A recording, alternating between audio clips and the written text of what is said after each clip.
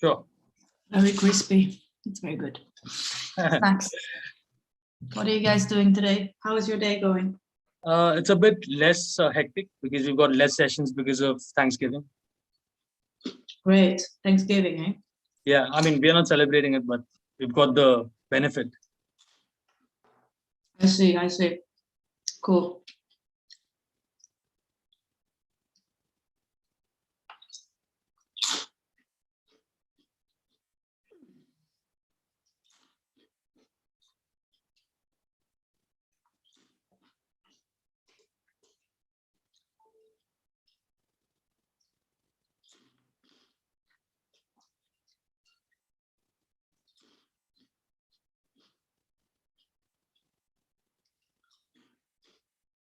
Maybe it's time to change out my picture. I don't have the same hair anymore.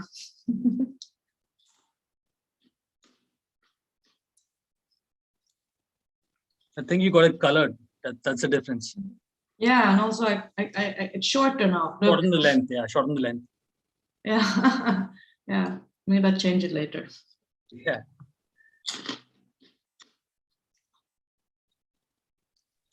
Josephine, just to give you a heads up, we've gone live on YouTube and we've just shared the link with the team and they'll be sharing with the participant. Okay.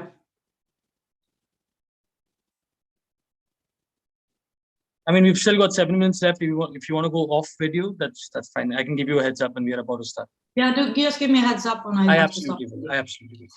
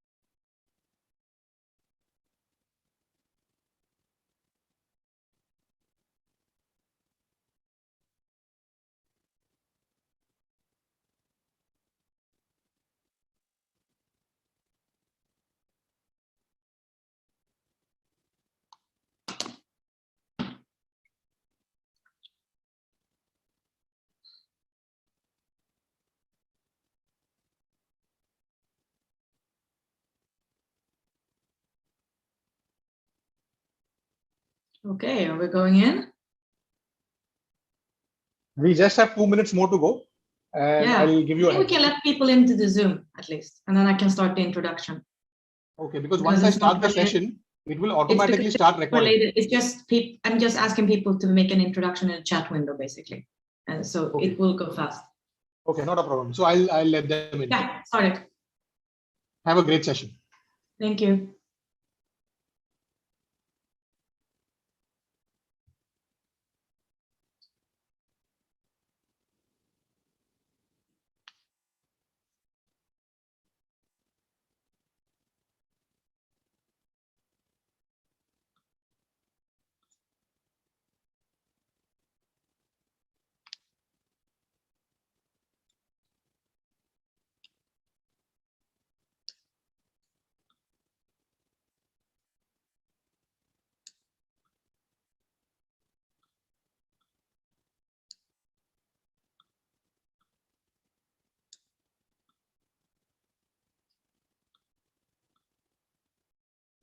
Hello, everybody. Welcome. We'll let you in a little bit earlier in this session today. So if you just dialed in, I can see some people are coming into the Zoom call now. Feel free to make an introduction to yourself. Hi, Tree. Make an introduction to yourself by stating in the chat window your name, where in the world are you located, and what industry or what type of job you work with, or your experience, basically. Whatever you feel comfortable presenting to yourself to the rest of us. And make sure you also get it to all panelists and attendees.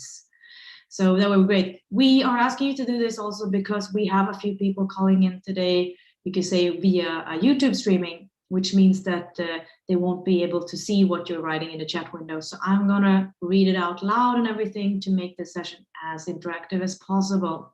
I will ask some questions to you guys who dial in on Zoom throughout the session. And I hope we will walk away into this session learning more about open innovation and getting some inspiration from different industries, how they have done open innovation when it is beneficial. So thank you so much for making an introduction. If you just dialed in on Zoom, what's your name, where in the world are you located, and what do you work with? What industry maybe even you're working from? And for those of you coming in from the US, I mean, happy Thanksgiving, Black Friday, whatever it is coming up. There's a lot of exciting things happening right now. So great, we already have a few people introducing yourselves. Thank you so much. I know we have at least 10 people in the room, so I expect everybody to do that. We'll start with Tree. So Tree, welcome. So you are from Vietnam. Welcome, Tree. And what do you work with? And we have Juan here as well from Chile. Welcome, Juan. We also have Chris here from Atlanta, working with digital twin and Internet of Things. Interesting. Hi, Chris as well from Zurich in banking and financial services. Great. So we have plenty more coming in today as well in financial services. I will tell you, just to manage some expectations. The cases I'm bringing up today are actually none of them from financial services. However, I will bring up an example because I'm aware we have so many people today coming from the financial services and banking industry. I'll try to see if I can verbalize one of those examples that we can start to discuss. How can you do open innovation in banking? So welcome, Chris. We also have Maria here from Brazil. Welcome, Maria. And feel free to introduce what you do as well. We got Arya here as well from Yogyakarta. That sounds very exotic, in Indonesia, from the Department of Accounting in FEB, Universitas Gadjah Mada. Exciting, welcome. We got Daniel here from Indonesia, working in plastic bottles manufacturing company. We also have Shafiq here from Singapore, working in the legal industry. Okay, we're almost gonna get started, guys, but if you just dialed in now, please feel free to make an introduction to yourself in the chat window. We'd love to hear who we have in the room and also which industries we're working from to make this guest lecture as interesting as possible for you guys. Great. So I'll hold on a little bit more and then I think we're ready to get going.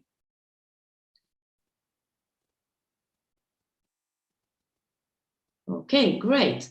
So we're ready to get started. And again, I am going to look at the chat window continuously, which means that you are at all times welcome to comment, ask questions, whatever it is, and I'll make a judgment wherever it fits in.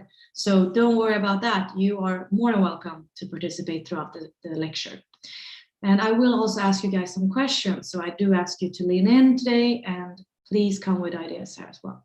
So first of all, welcome to this lecture. It's about leveraging open innovation. You're probably wondering, who am I? So very short introduction. I'm Swedish, but I'm residing between Cape Town and Copenhagen in Denmark. I'm also the managing director for Homebox Consulting. It's a boutique strategy consultancy in digital strategy, digital transformation, and digital marketing transformation. I'm also a corporate entrepreneur, former tech startup founder, also been a mentor for many startups through the year, for the last 10 years or so. And I have worked in more than 10 countries. So I really, really love working internationally. But that's enough about me, and that maybe explains as well why I'm talking about the topic of open innovation today. So what are we going to cover basically? We will cover these things. For those of you who have never heard about the term before, we will briefly look into what is open innovation, what's the definition of it, what types of open innovation exist, what is the value of open innovation, example of platforms for open innovation, online of course, and then also we will dive into the case studies. So here I brought up very different industries, different parts of the value chain, and it hopefully will bring you guys some inspiration how your company, your business, your client, whatever it is, can extract some value from utilizing open innovation as a part of your digital strategy. And then we're also looking, of course, at the barriers as well as the intellectual property, what's needed, and then we have a Q&A session. What I hopefully have you walking away with today is that you have a better understanding of open innovation when it makes sense and adds value to a company, and you can, after that, explore and also exploit different opportunities in your company where it makes sense to explore different forms of open innovation. So we also have Ranil joining in here. Thank you for introducing yourself here. We have Ranil connecting from Dubai, and you work in digital signage and digital process automation. Very welcome. So first off, the ones that normally are a bit skeptic still, what is open innovation? Why does it make sense for us to do it? Need normally a business case. So here's the first example. It is coming from Steve Healy from BT, British Telecom, and he is heading up new ideas section. He said, in fact, that for every $1 invested in their innovation program, they have returned over $75 to the business and counting. So why should you even conduct open innovation? And that's what they've done. They actually reached out to the crowds and they made a little setting on BT's website to collect these ideas. So open innovation, basically, long story short, is this definition. It is basically about using that collective knowledge and resources of internal and external parties to help develop businesses and different areas of your business. So what types of forms of open innovation exist, you might ask? Well, if you think about where ideas can happen, this is very closely tied into innovation, of course, in businesses. So first of all, between employees, of course, we're talking things like hackathons, like Google have done that many, many years ago. And now we can see more and more companies tagging along on that. And what we're talking about here, of course, is not between employees in the same department, but it's a cross collaboration or joint effort here. As you guys know, in the recent years of implementing Agile at scale, this is becoming more and more common as well. So it's really that multidisciplinary effort. While the second part of where ideas can happen, of course, with also related to open innovation is between companies. So in banking, I'll say later on, I'll give you an example on that, because it is how companies can actually collaborate together to provide maybe a better service to their customers. And it works very, very well, usually when you specialize on delivering value in different parts of the supply chain, like a corporate innovation acceleration program, for example. And the most common form when you think open innovation, you also normally think today crowdsourcing or stuff like this. So they go kind of hand in hand many times. And that's, of course, innovation and ideas happening in the public space. And that we've seen a huge trend in the last decade happening since the term was coined of open innovation. It's the most common form of open innovation, actually. It means using externals to either gather input on what aspects of, let's say, a product you're developing or service that they find most important, and then to develop new product designs for, let's say, a flavor if you're a consumer good company.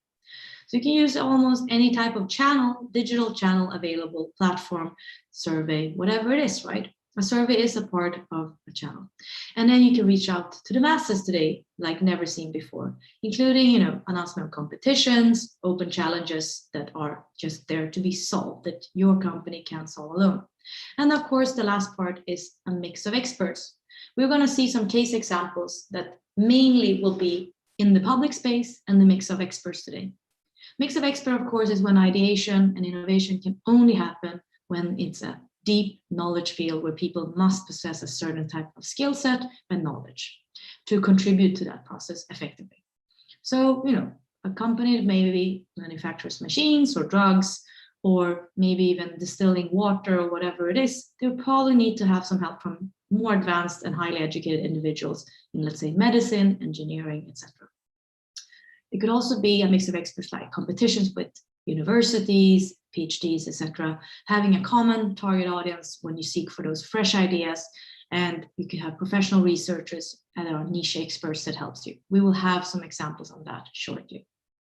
So different things burst into our minds when we hear open innovation. And I want to ask you guys to just have a thought, because I'm going to challenge you a little bit about how open you should be. So I'm going to show you shortly a case where it's a very old case in some ways, but it's not the point of the story. So it's just to start off a little discussion and some thoughts process between us as well. And I want you to really try to refrain from Googling or trying to find the answer or anything, but actually just analyze this. So how open should you be? And start thinking about that. And what can you do if you should govern that to some degree? So the first case I want to bring you in is a quite fun case, and that is the open innovation case of Boaty McBoatface. Now, the Boaty McBoatface case, that was an open naming competition organized by the British government for a $287 million governmentally funded polar ship. Now, what they announced when this came about is that they decided what suggestion has the most votes in that survey tool they used, that will automatically win. And that's going to be the name they go for. So they used a digital platform, again, a survey tool. At that time, pretty cool from the government to give that in. Today, quite normal. And it was a competition, and openly online. You could vote as many times as you wanted. There was no govern on that. And polling website, basically. Actually, this became so popular to go in to vote that the site actually crashed as it went viral. Now, now we're talking about that. That's the information I have for you guys. And then, of course, you're probably wondering what happened. Well, you use a digital survey platform to capture some ideas, and that's it, right? You get when you let the internet decide. So now I'm going to open up the floor to you guys, and those of you who are not on YouTube Live, but are in the Zoom call, try to reflect this, and I'll read up your answers. What do you think, reflection? Was this a good move? Again, the British government, it's a governmentally funded polar ship, 287 million. What do you think? Was it a good move? Very little information I'm giving. Just to get to our first little point here on open innovation. Let me know your opinion. There's no right or wrong here. It's just about sharing your perspective. So those of you who already made an introduction to yourself, Ranil, Shafiq, Daniel, Arief, Maria, Chris, Juan, Chris from Atlanta, and Tree, have a reflection. Let me know what your thoughts are. I would love to hear them.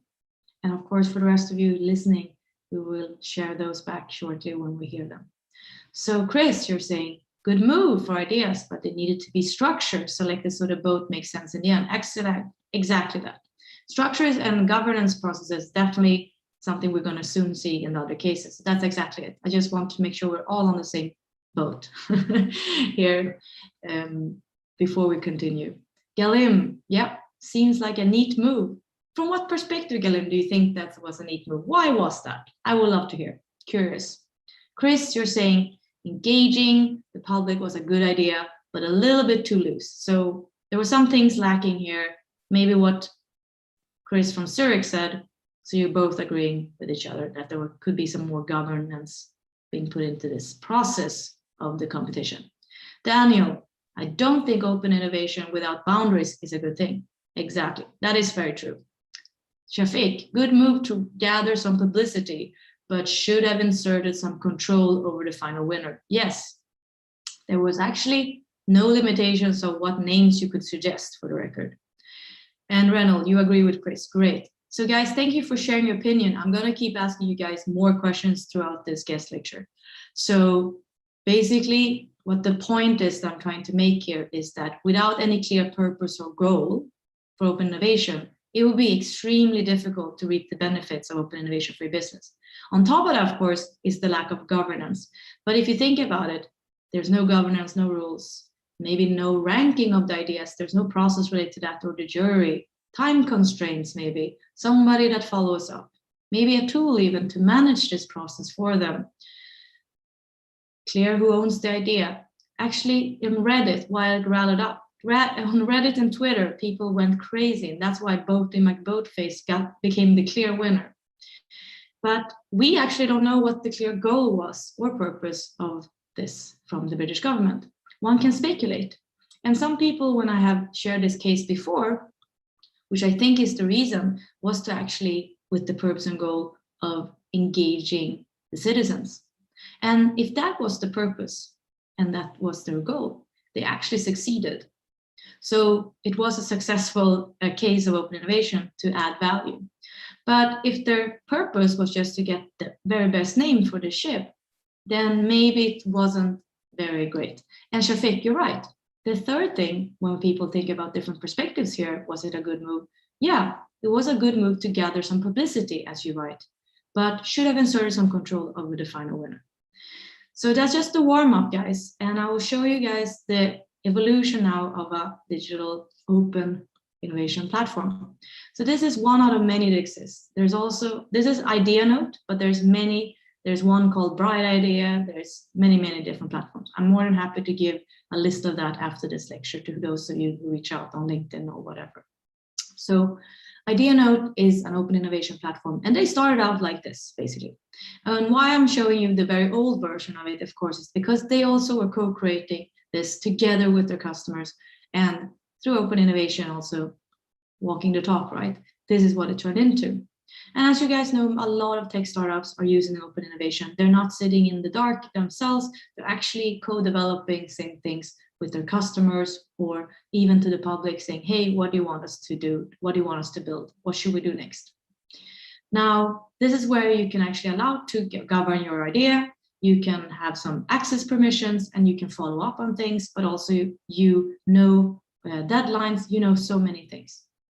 So there's many, many digital platforms. We're going to soon look into how different companies have done this very differently. But this is just to show you that there are pure open innovation platforms that actually helps to just facilitate this process end to end. Now, we talk about the topic of digital transformation and platform strategies. And I want to ask you guys a question. So if you think about it, you know, this has now been going on for the last decade. So some people don't even call it open innovation anymore. People are just like, yeah, cool. It's just innovation.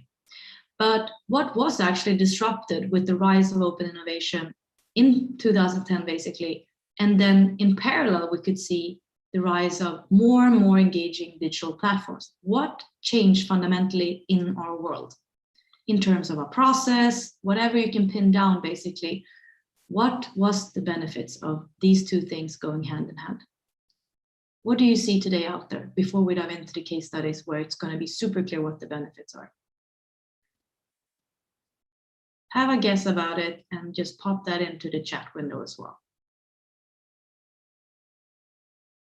What changed fundamentally? If you think about how did you even do the survey before you opened up to the public? How did that process look before, and how does it look like today? How slow or fast it went? What were the costs involved? What was the resources involved? What has actually changed?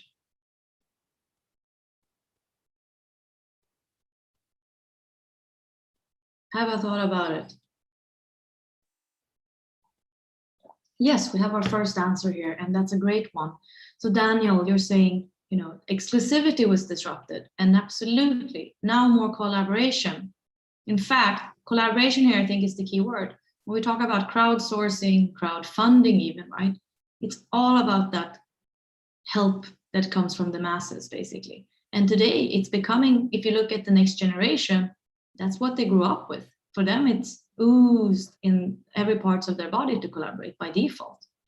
Now, the exclusivity is something that I would say it is a generational thing as well, and it's a mindset. So if we think that we're only having the best behind closed doors, that's basically it, that has been really put on its head. But if you look at the values, what could be some values that happened?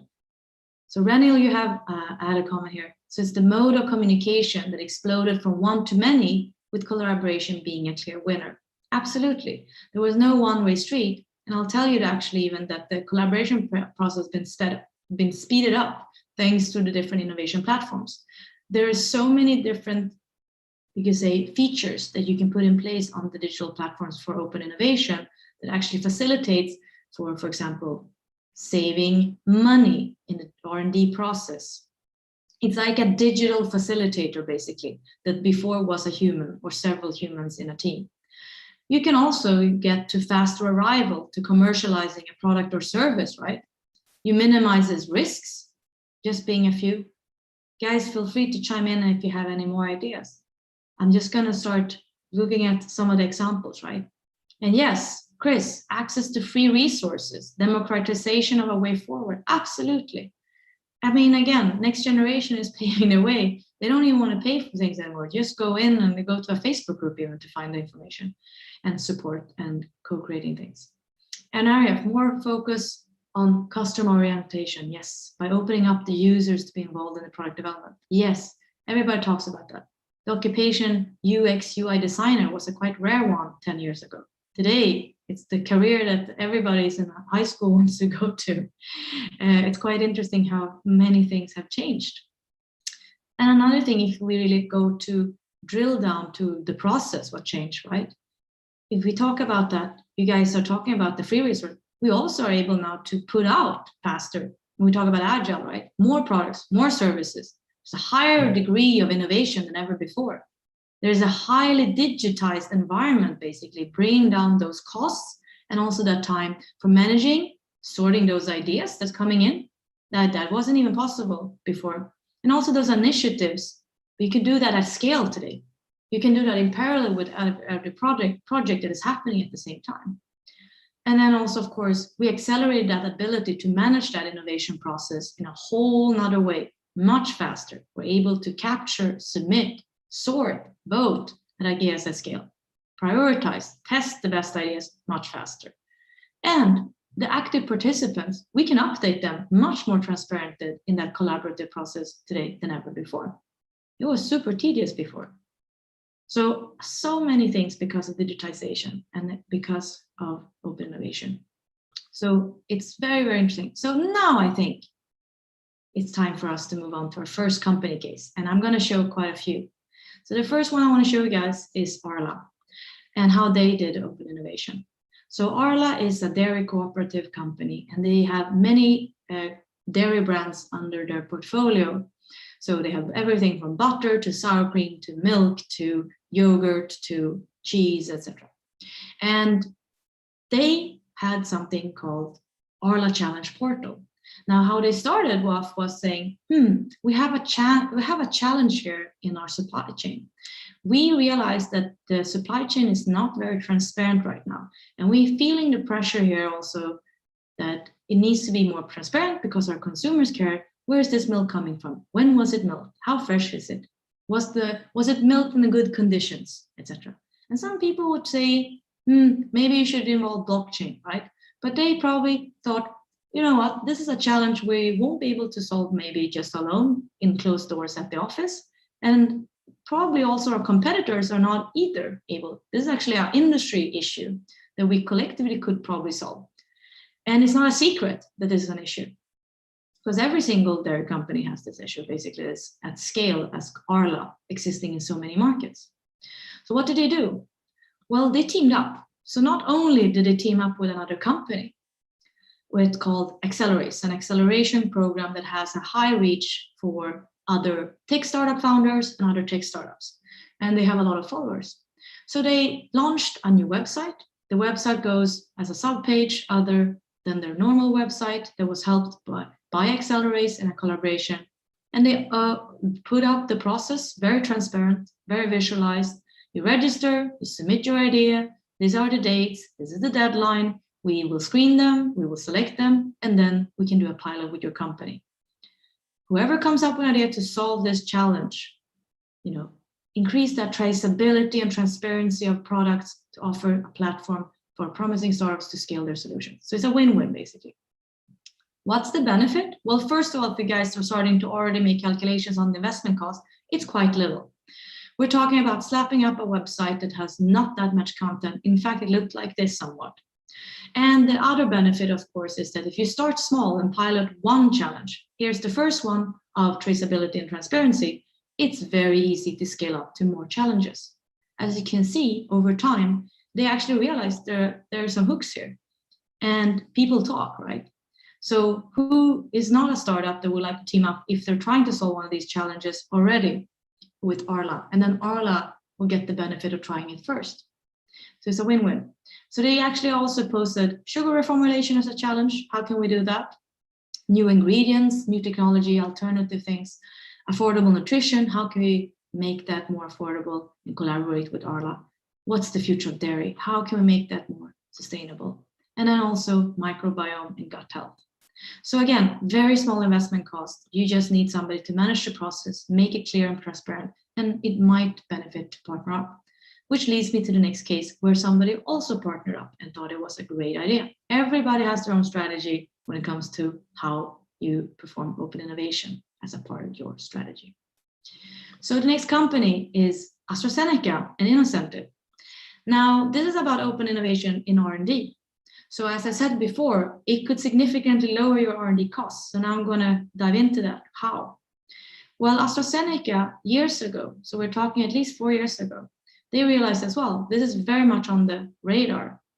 And Chris, before I continue on AstraZeneca, you have a comment here. I'm going to share it to everybody in the call and as who is on YouTube live stream. So traceability exists affordable and effectively. Why ask the public other than using it more for pure marketing? That's also a great angle actually of seeing this, Chris, that you're thinking maybe they are just doing this for the PR and looking like they look like an innovation company. But like I said, it never hurts. It's a very low cost to actually find more startups to collaborate with, because it could be that they find a more cost-effective solution for traceability even, or that it's a better solution than the existing solution. Who knows? So thank you for the comment. Feel free to ask more questions or come with more comments in the chat window. I am reading them. So in terms of AstraZeneca, they teamed up with a company called Innocentive. Now, Innocentive, they are actually a platform that has for years built up this digital community of people they call solvers. So these solvers, they get a monetary reward every time they solve something. And it's quite interesting because they have a lot of challenges on this site. And a solver, of course, if they solve a challenge, they actually automatically give up the IPR, the intellectual property right, the patent, whatever it is, and it's given to the company that they got the money from. So that's a terms of agreement that is signed early on. And it's just an example of solvers. So we're talking here a mix of experts, we're talking highly skilled people. It's quite difficult in R&D to get it solved of the crowd, let's just put it that way. So for that sense, they thought Innocentive as a platform was really, really useful. And they actually have a lot of different types of challenges to solve there. So as we can see here, we got John. John solved this challenge in pathogen monitoring challenge stage 1, and he was awarded. And you're probably now thinking, well, then what was the return on investment for AstraZeneca? I'll tell you that so far, it's been pretty easy to get some return on investment on the R&D process. In fact, this is what they've handed out so far. And what has been sorted out that is not from their employees, but actually from external experts. And as you guys can probably guess, somebody sitting in a lab for a year doing this in-house versus the cost of granting somebody $25,000 was a one-time thing, also getting that patent, pretty quick and efficient. So this is just as achieved results so far. And as you can see, just look at one example, right? One of the problems solved was a sticky problem called modeling tablet stickiness. And they granted that $10,000. And there's another one here about novel disease indicators for AZ clinical compounds. There was actually 2 solvers awarded $10,000. So this is again how you can do open innovation R&D. Now we're going to move on to open innovation in marketing. And here we're definitely going to touch upon what Chris just said, because I do think it's important to also not forget, of course, the PER and what your brand is all about as well in this aspect to perform open innovation. So in terms of open innovation marketing, we're looking at L'Oreal. L'Oreal also launched a few years ago their open innovation program. It was all the talk because they got a CDO in place, a chief digital officer. And with that being said, they made a decision. This is going to be one of the first initiatives out the back to show that we're open to hear and collaborate with other startups. So they did not pair up with 1, not 2, but 3 different partners with Station F, Founders Factory, and Partech Ventures. So similar, but not the same as Arla, because they really, really want to make sure they reach out to a lot of companies to actually submit their ideas. Now, they really want to look at what can we do here in terms of marketing, how can we do that in terms of how we get our products out, how we get with the influencer, whatever it is. And they also had a site just like Arla. There was a subpage, L'Oreal Open Innovation. There's a video where you show how it's supported by the chief digital officer, of course, how important this is, and making it very easy to apply as well. Now, with that being said, so far, again, it's just about making a website, slapping it up. What was the benefit so far? One was that they actually teamed up with a company that helped with sampling distribution. As you guys know, L'Oreal has a brand portfolio of very many products in different categories in beauty and makeup. So with that being said, that was a quite effective choice to provide that and see if that pulls in any new sales. And the second pairing was with influencer marketing, where they had a platform called Tailify that they collaborated with to try to co-create that platform with them. So that's my example. We can see it's slightly different, but still reminds you a little bit of how Arla did it. Now we're going to look at a very inspirational case where there's a company that has always been on the forefront of innovation for many, many years. It's known as one of the most innovative companies in the world.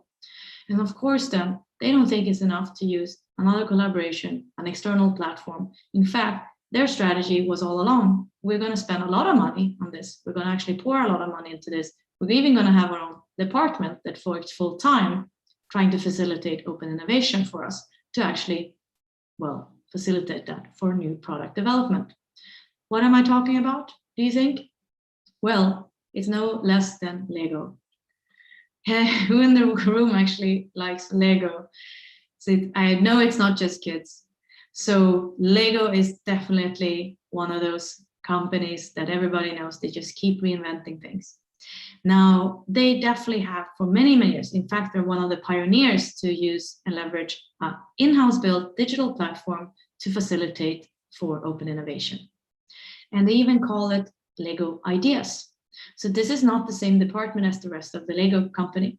They also have something called Lego Education that is also a standalone company. So it's quite interesting how much money they're investing into this, but also looking at what is the return. First, you know that Lego is one of the strongest brands and is a very well-known and loved brand. They also are scaling up to different verticals like the movie industry, for example, as you know. And it's quite interesting. And yes, Chris, you're adding to that with a comment, great. You say Mindstorm Robotics transformed them. Absolutely. And again, we don't even know what they're cooking next. It is such an innovative company to observe. So Lego, what did they do in terms of open innovation? Well, first of all, again, Lego Ideas. They have their own in-house built website. It is quite elaborate compared to the other examples we just seen. They own this. They have a lot of competitions in here, but people can at any time also submit a product idea. So it makes it super transparent. Just imagine if L'Oreal had a button where it says submit a new product there for makeup. Not so much, hasn't happened yet. But here we have a company that's extremely open and transparent with their fans, with their consumers, with their customers. And this has been going on for at least 6 years now. And the last thing that happened that was really interesting right before the pandemic is that they were announcing that they had a new museum and office built that was going to be built by the big group, and they was going to build it just like a Lego brick. So on the bottom left corner, you can see that that is how the building looks like. The colors, everything, you can walk into it. It's a museum. It's located in the middle of nowhere in Denmark at the place where it all began in Billund. And they even asked there, hey, help to do the interior design or decorate the Lego house. And they also have a signed moderator. So there is a governance around this process, and it's full-time employees of Lego. Now, another competition that they have that is super popular, and it just increases in people participating every year, is a competition where the supporters are voting for those ideas where you submit a product idea. And those that get 10,000 supporters, they get nominated. And then after that, they pick the winner. So for example, here, every year there's a new collection and they're quite innovative. One year was Ghostbusters. For this year in 2016, it was about celebrating the women of science, technology, engineering, and math in STEM. And of course, it got sold out immediately. So if that's not a success in terms of making sure also there's already generated demand before things happen, and again, up the engagement, which does ultimately drive sales normally, then yes, it is a psychological aspect of it, just like the vote to make vote phase, to engage with whoever is your audience. Now, I'm bringing up this case as well for another reason, because normally people think, well, that's all cool, it's a product company, but I'm not working in the product consumer goods industry. In fact, it's more regulated where I'm working. Maybe it's in another whole different industry. But I'm showing this example to show that you should never settle. You should never come with excuses saying we can't do anything or we're all good. Because here we have an example where people have clearly invested a lot to make this a success. Then people probably say, well, then you should be satisfied. No, they're not. In fact, they launched something called beta activity. And again, already having these competitions, they still challenge themselves saying, you know what, this is not good enough. We want to actually have challenges where it's much more about learning about the functionality over time, but also that more members, not just diehard fans that are really good at building Lego, they can also participate. So more people can participate in anything that Lego puts out for co-creation. So for that open innovation, they will actually want to do more open innovation, in fact. That's why it's quite an inspirational story. Now, of course, open innovation is it's not a topic fulfilled unless we have our last example, which of course is open innovation in technology. Now, when we say technology, of course, the first thing that people think when they say open innovation, like, yeah, Google Maps, and that's also in your lectures. And there could be many other platforms that we know have been crowd generated, right? So I tried to dig a little bit in the archives and try to find one that is less apparent, but it is definitely a company that leverage open innovation as a part of their strategy and success. So it's a company called Mapillary. Is there anybody who has heard about Mapillary? Just type in the chat window. It's quite interesting because I don't think anybody has heard about Mapillary that I ever have shared this case to. It's a bit of a hidden company and it's quite interesting, and that's why I want to keep it here, because Mapillary is a competitor, of course, of Google Maps, and they have for the last 6 years documented and basically mapped. If you look at here, all the red is humans, all the purple is payment, all the blue is cars, etc. So it is exactly like how you do it for self-driving cars, for example, to detect things, etc. And they do the same type of service. So they have customers like Volkswagen in the automotive industry. They have for self-driving cars, etc., to use their technology, of course, but also governments. They have municipalities for doing preventative measures. Let's say looking for if something is broken, like a traffic light or even a bin that needs to be switched out. And maybe it's in a dangerous area where you don't really want to send out people, etc., to make it much more cost effective. So Mapillary is quite interesting. And of course, you can already guess how they actually source this data. It's sort of like this. You have a digital interface that they help you get people to easily submit and it's crowdsourced from people's mobile phones. So that's how they started up, basically. Now, with that being said, that's how they all began. And that's my technology example. The interesting part with Mapillary is that last year they got acquired, and they got acquired by no less than Facebook. Well, now they're called Meta. So already before they announced Meta, I thought it's pretty clear what they're going to use this data for. So it was probably a pretty good buy to have all this street level information available. But now you know that, and feel free to also share your opinion if you think that was a great buy from Facebook or not, and what you think will happen with that data.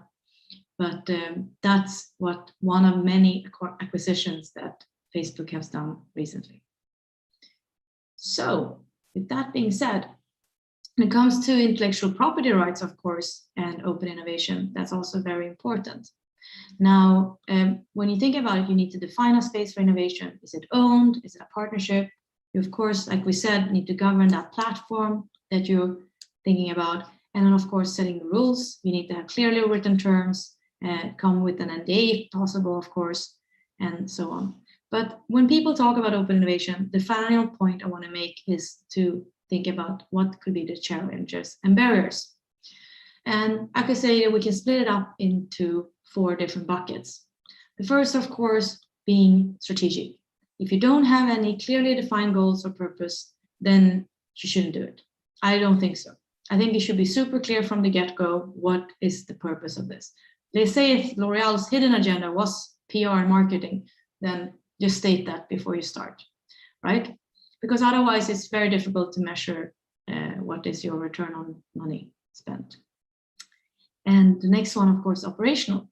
If you haven't designed the actual process for open innovation end to end, what I've seen when it's actually failing is when companies team up. There's nobody there on the other side to accept all the suggestions, and they don't have skilled people enough to actually select from those. And then having the right resources that actually have time to do this is important. Some companies I've seen been asleep at the wheel, and they're not actually following through end to end to implement the initiative. The next thing, of course, is legal. You need to make sure that if you use, like, say, incentive, then it's easy. They will be able to do that for you. But if you're doing it like Lego, make sure you own the intellectual property rights from the get-go, and you have proper terms and conditions in place. And the last one is cultural. Of course, you need to engage people. If you don't have an engagement, people won't submit. You don't have a commitment from people as well, and there's no incentives. So that's what I had today for open innovation, because in the end of the day, this is something that's become a pervasive part of our life today. And you probably can mention even more examples. But these are the ones that I want to mention today, which are 5 case examples. And I hope you will walk away today having a much better understanding of what is open innovation, when, in what part of the value chain can you perform open innovation, but also when does it make sense and in what forms can you do open innovation, because there are many different forms. It could be through a mix of experts, it could be crowdsourced, it could even be a collaboration between you and another company.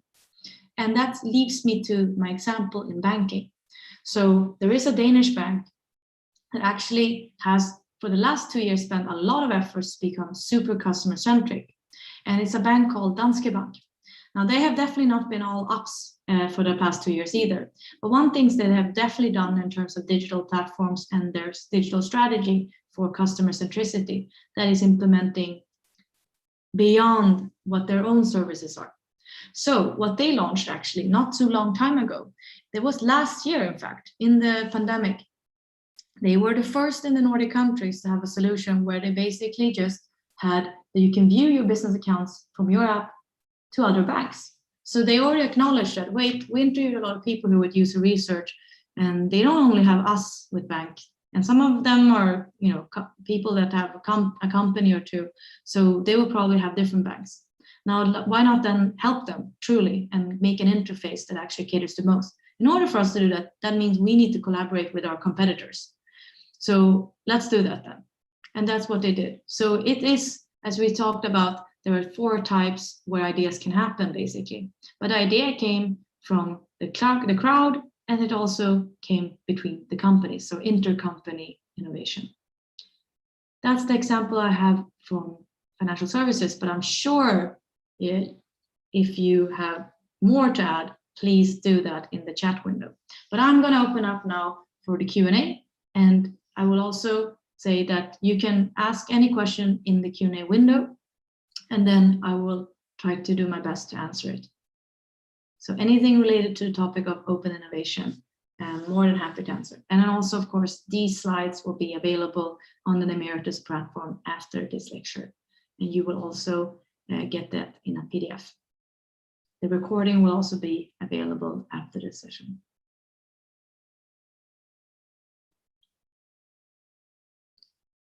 So opening up now for Q&A. And if you have any questions, let me know. But also, of course, it's fine if you don't have any questions immediately. I just hope that there's some clarity brought up to this in order for you to complete this cohort and you feel that you get the most out of this. Open innovation tends to be pretty straightforward.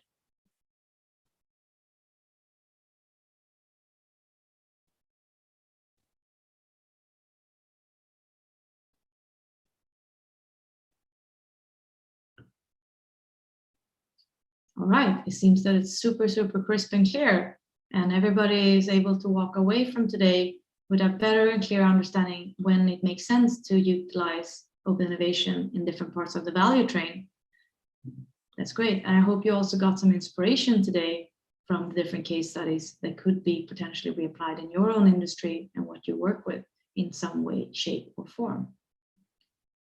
So with that being said, I think I'm going to wrap up the session today. It seems super clear that I done my mission here as a guest lecturer to bring some clarity on the topic of open innovation and how you can leverage that as a business. So with that, thank you so much, guys. Feel free to connect on LinkedIn if you feel like, and stay in touch. I hope you enjoyed today, and I hope you take care of yourselves out there, and speak very soon. Good luck completing the cohort.